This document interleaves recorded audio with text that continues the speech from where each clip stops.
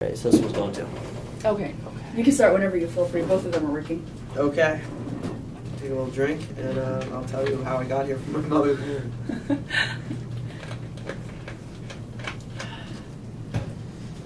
All right. Well, I guess part of how I got here was I grew up in New York as the youngest of 7 kids, and when you're the youngest of 7 kids, no one wants to play with you because everyone is playing big kid games, and you are not playing big kid games. So as soon as I learned to read and write, I was really psyched about that because it was something that I didn't need other people to do anymore. If I wanted to read a book, I didn't need to go beg somebody to read it to me. I could read it myself. I started writing poems when I was really little.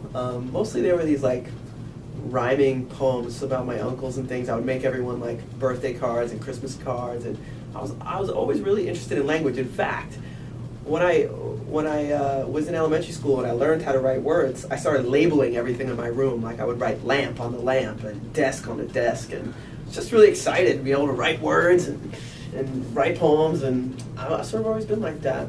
And then I got to high school. I was super excited about being able to take a class. It was a arts and writing class, and there was going to be a poetry unit, and then I got to like the poems, and it was like all these dead white guys, and it was so disappointing, and I was like, I'll never be a poet. You have to be a white guy. You have to be dead. You have to conjugate the verb shall. Oh no, I'll never be able to do this. And so I didn't know that actually there were living poets. I didn't know. I thought they were all dead, you know. I thought maybe it was like a dying profession, that no one became a poet anymore.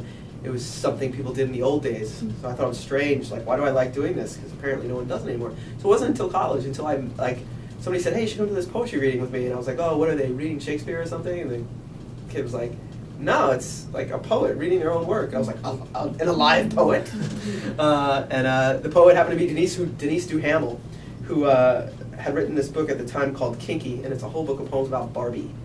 And so I just thought it was so cool. Like, that's what I'm saying. She wrote this whole book about Barbie dolls. So, you know, that's when I was like, I totally want to get into this. And of course, my parents said, majoring in English is like majoring in nothing. My dad said.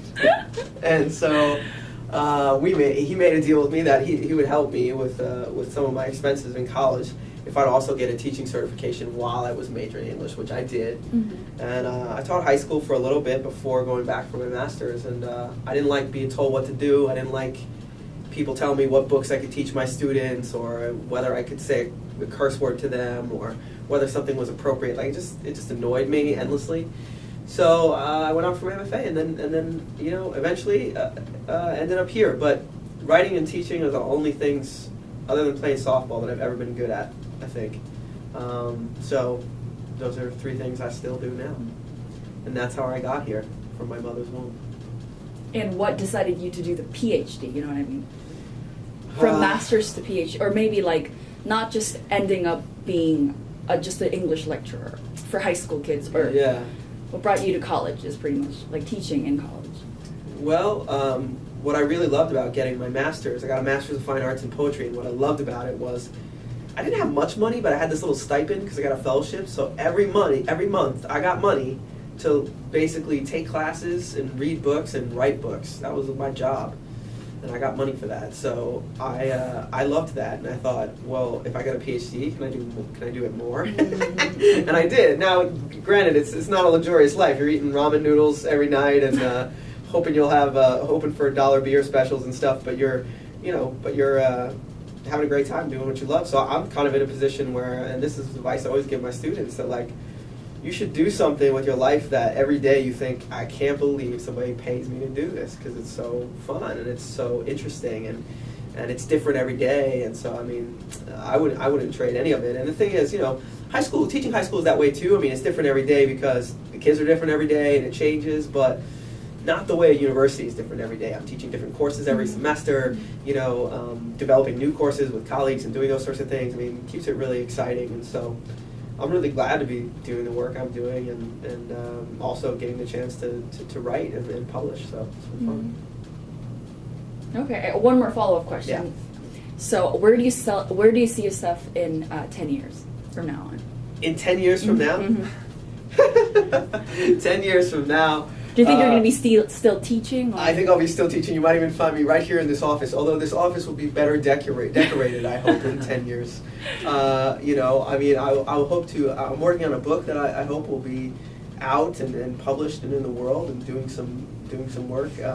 I have published a couple books of poems, but this is a book about teaching that I'm really excited. That's I'm in the process of sort of finishing now, and hopefully this spring we'll be circulating a proposal for that. So I hope that book will be out.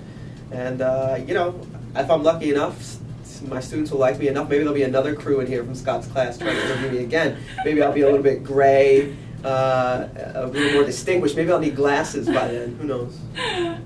Okay.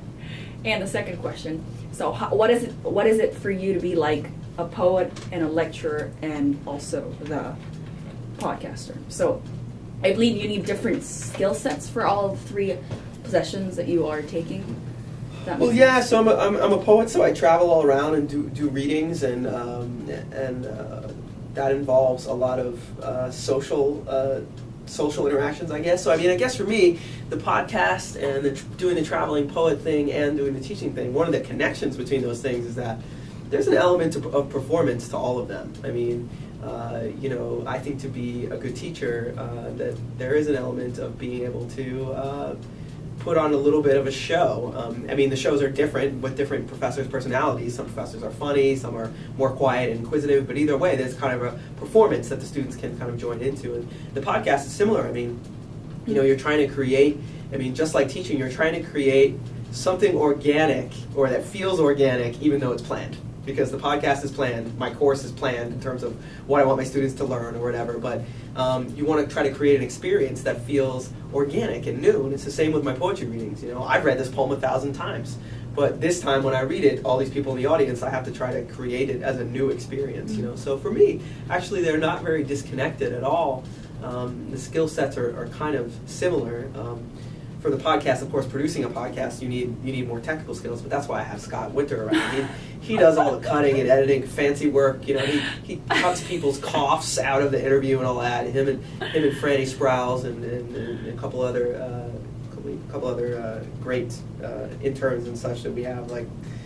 So I get to do the fun part, which is writing the shows with Scott, and then him and I sort of going back and forth, trying to figure out what the shape of the show is going to be. But he's the tech man, so I don't need those skills, and I don't even want them.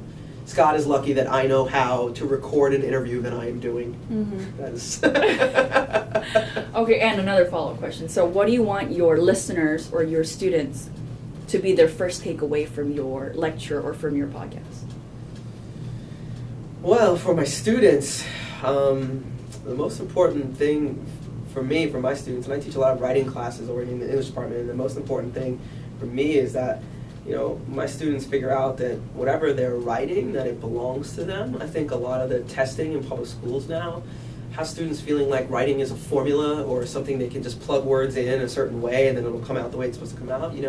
Yes, writing is a skill. There are certain times you're going to use formulas, but it's also an art form, which means figuring out how to have a vision and try to enact that vision. And so I think most of the time that's what I'm trying to teach students is like, hey, you have vision and you have a way of enacting that, and I don't have a formula for that. Only you have the formula for that because it's your vision, Mm-hmm. And so I hope that's one of the first things they take away from writing classes with me. And the podcast, I hope people that listen to the podcast take away that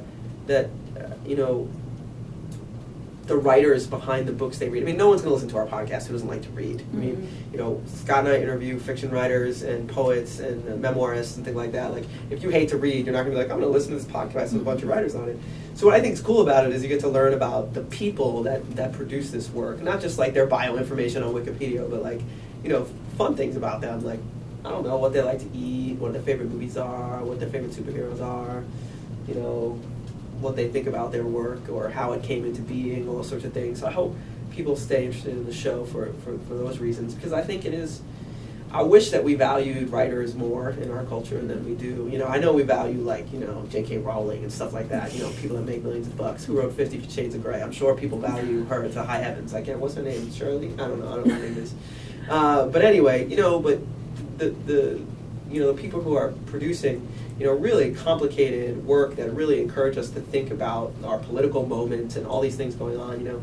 I wish people valued that more. I had an old teacher that told me that you could tell whether a culture values certain kinds of writing by what you find in their airport bookstores.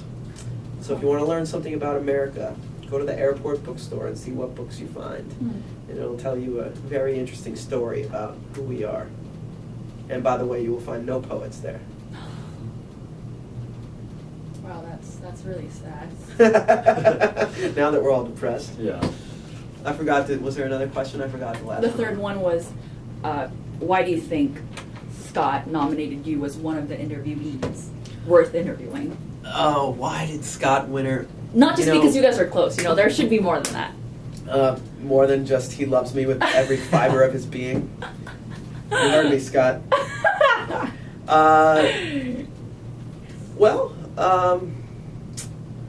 I would get. What classes are you taking with Scott again? Journalism 101. So Okay, principles so of mass media. So you're taking Journalism 101, so I'm sure that, some of the things you're doing in there are having to do with writing and capturing people's attention and trying to generate interest over whatever it is you're writing about. So I would presume that Scott maybe thinks that I have something to say about how that process happens.